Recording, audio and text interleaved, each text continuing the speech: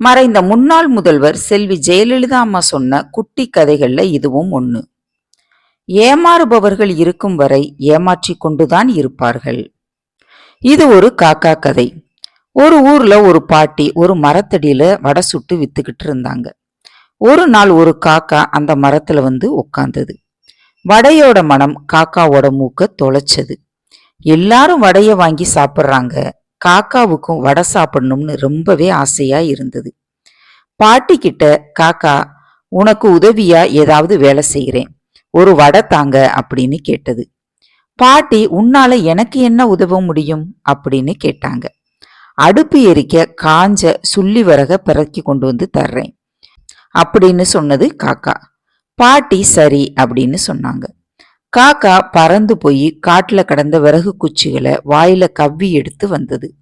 இது போல நிறைய தடவை போய் விறகு குச்சிகளை பாட்டி முன்னாடி குமிச்சிருச்சு.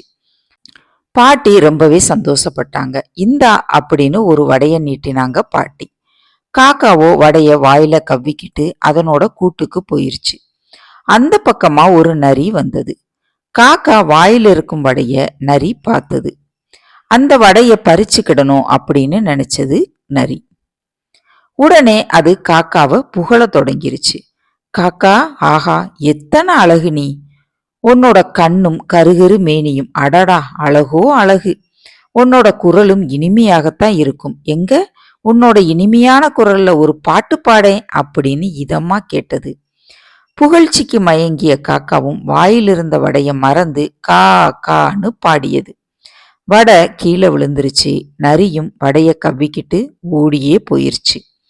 காக்காவோ ஏமாந்து போயிருச்சு. ஏமாறுபவர்கள் இருக்கும் வரை ஏமாற்றிக் கொண்டுதான் இருப்பார்கள். இனி ஒரு நல்ல கதையோடு அடுத்த வீடியோவில் சந்திப்போம். நன்றி, வணக்கம்.